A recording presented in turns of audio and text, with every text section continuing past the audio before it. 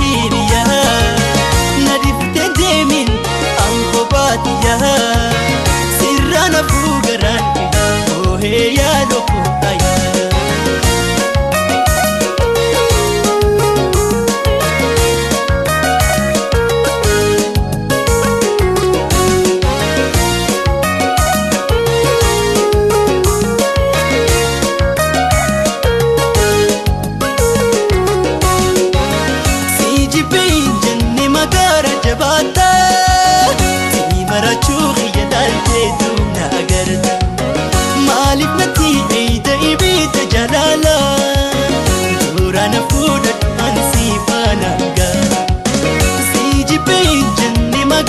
jabata si marachu ya dalte tuna agarta malik nati eida ibita jalala durana food ansi pananga karasa se banalisa tu azibuma warasilelisa natumane sidasidikimsa Banalisa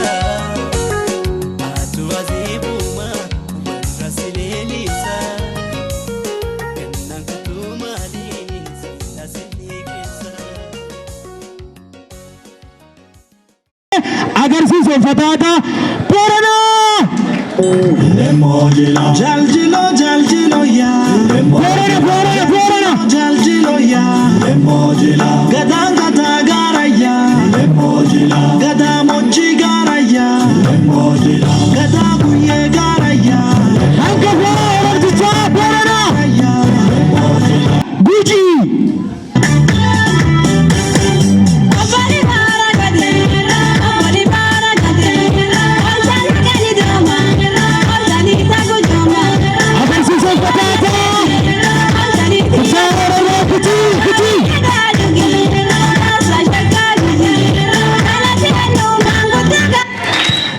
Sudan agar si fatata orome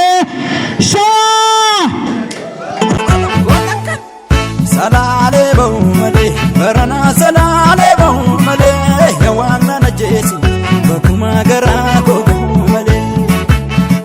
salale tigalani bale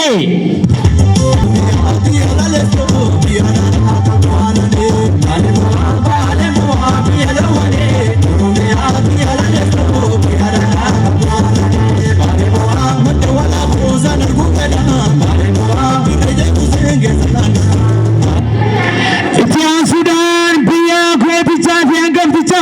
abdi saga kantate agar si fatata kuta walaka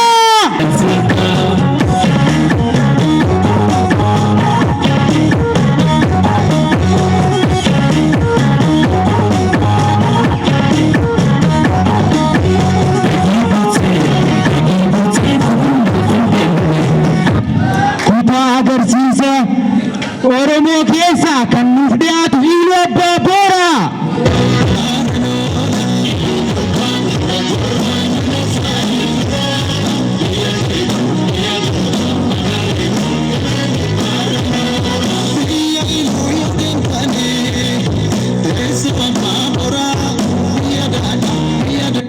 Itiyaan Sudaan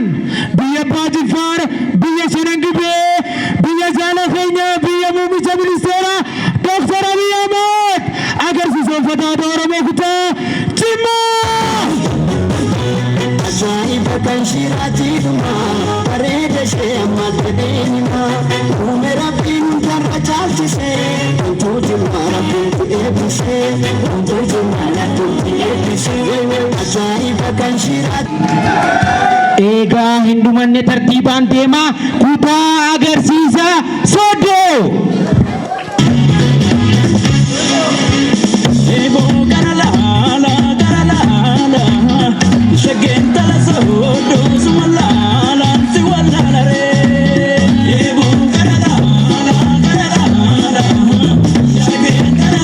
Itiyaan Sudaan lafa Oromiyaa badhaatu biyya gaara Jilaaloo biyya Hoollichaa leenjii seetii agarsiisa fatata Oromoo kutaa Arsii.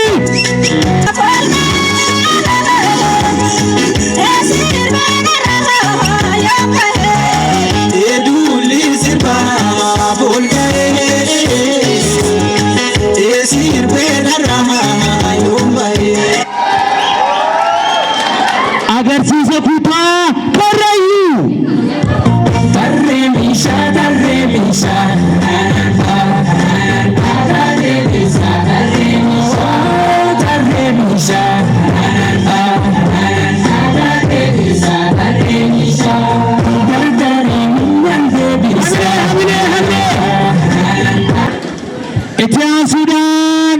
lafa Oromoo lafa badhaatu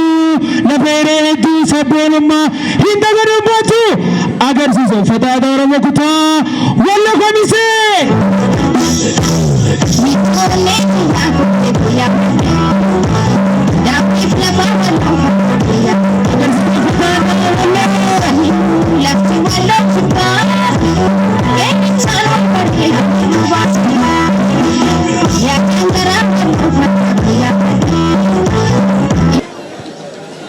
Kutaa agarsiisa Yayyaa.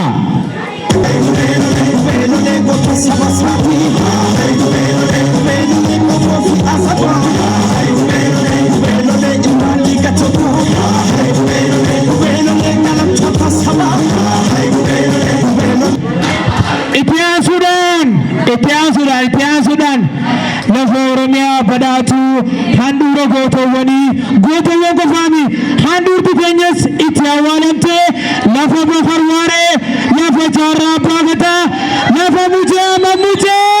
lafa Elama Guttuu agarsiisa uffata aadaa kutaa Harargee jirran badrii sarraa naannoo obbo Illee sittiin sirraa shakkoo.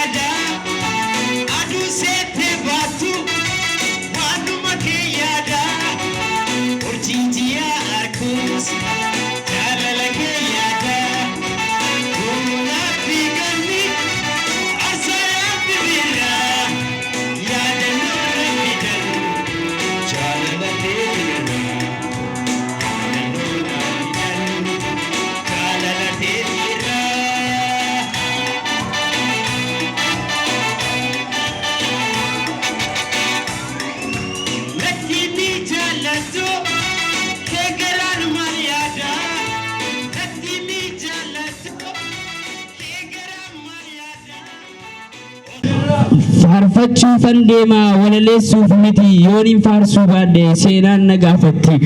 ishiin hawwisoodha talla galabuuti ishiin hawwisoodha talla galabuuti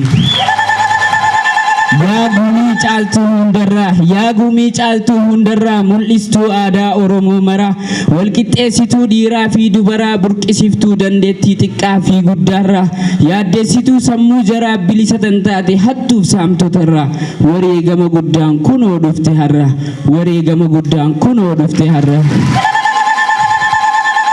bar ishii murteessituu amaraati godamee qaseentee aadaa badde baafti sammuu namaa seentee seenaa yaadachiifti mul'istuu aadaa sabaati lubbuun toos akkasii meenaa faarsi jetti sila siyooniin faarse faaruun itti hanqatti jaalalti ishii kunoo nama deddeebifti ati calaqqisiiftuu aadaa Oromooti fuullee ajaa'ibaa hundee bilisummaati narraa hin laalinaa yaaboo akka salphaatti bar ishiin yaadannoo gootaati firii dhiiga wareegamtoota isaan kan dhumanis maaliif tuffatamti yaadaan saba gooti maaliif dhangala'aa dhiigni lammii kooti jedhanii dhumanii of laalaa keessatti yaayaan tanaaf je'eetuun firii isaaniiti yoomiyyuun dagannoo ni yaadanna nuti yoomiyyuun dagannoo ni yaadanna nuti. dhaamsa isiniif qabdi hawwisoon teessanii itti minaan jette mee waa'ee afaanii dhaamsa isiniif qabdi hawwisoon teessanii itti minaan jette mee waa'ee afaanii gootonni mahee qalafee isaanii cabsanii dhiiga furfursanii itti tumamanii itti hidhamanii yakkuma itee dubbachuun isaanii raadiyoodha cabsaa jedhanii irratti odeessanii akka waan dhakaa ta'ee dubbii fakkeessanii dhakaa miti dhadhaa ta'uusaa jarri ni beekanii fudhachuuf deemanii nu jibbisiisanii maaltu jibbaa firee daa'imman kuni hayyoonni Oromoo yoom kan sabamanii fidaniin nuun gaal lubbuuttiin dhabanii fidaniin nuun gaal lubbuuttiin dhabanii. nuti sitti aanne dabaree eegganne garaa keenya hidhanne diina dura jenne qawwee fira saasa takka hin qabanne ittillee wareeyne goota akka hassane kan saba isaatiif lubbuu hin qusanne. Yaalamniitoo erga kana goone nuti arra warri afaan kanaan badhaane akkuma waan biraa maaf ittiin dhimmamne keessummaa hundarraa afaan ishiidhaallee sanuu of ilaallaa akka waan aqilaa abshaalummaa seene hunda keessan miti akkanan komanne garii keenya irratti haala kana argine afaan namaa tuquuf an kana hin jenne dursa harkachuu qabaa akka hin tuffatamne aadaaf afaan keenya yoo nuti hin daganne aadaaf afaan keenya yoo nuti daganne kallaa gaamaa jedhu duuba maaf komanne guddisuudha qabna amma tokko taane guddisuudha qabna amma tokko taane. jetteeti hawwisoon isini dhaammatte yoo kun akkasiin sirrate afaan federaalaa ta'uuf mee maaltu tanqate akkas akka ta'u yooni fi hawwite barachuudha qabdaa iddoo tana dhufte tun haadha beekumsaa ta'uu ishii hubatte faarfachuudha qabdaa ati samma kaate lubbuun toos akkasiin meenaa faarsi jette yaa haadhatu meeqaa tan barsiiste meeqa akka dhalate lammii sitti ergate doomaa san simattee qartee geggeessite barattoota keetiif barsiisota ammatte meeqa kan hammeenya ofirratti baate cubbuun itti ulfaattee kuffisuudhaaf jette gara kan kee dhufnaan ba'aa irraa buufte akka inni lammiidhaaf tolu isa goote haala amala keetiin kunoonas boojite haala amala keetiin kunoonas boojite. bara lubbuun hundi gabroome bara dhiiraa dhalaan dararame bara roojjiroof ajjeechaan hammaate bara sammuu guutuun barachuun rakkoo ta'e ni ajaa'iba yaa bara kan lubbuun jirus kan lubbuun wareegames hinafuu gaaf tokko barii arguuf hinafuu gaaf tokko barii arguuf. bara karaa cufuu qabsoo finfinnee kunnoo jijjiirama nu dhamdhamchiifate eenyu bara haaraa bakka bu'e bara baraan bakka bu'e injifannoo walqixxummaa dhalee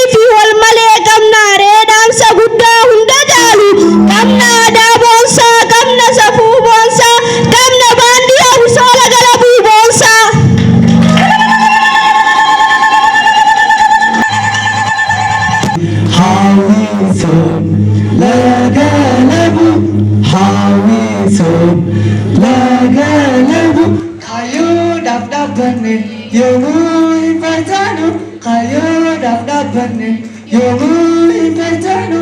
olola diinaatiin addaan hin babaanu olola diinaatiin gargar hin diigamnu haawisoon laga labu haawisoon laga labu nuti Oromoonni ilmaan abbaa tokko nuti Oromoonni ilmaan abbaa tokko Booranaaf Bareetoon bifaan gargar baanu dhiigni keenya tokko bifaan gargar baanus dhiigni keenya tokko haawisoon laga labu haawisoon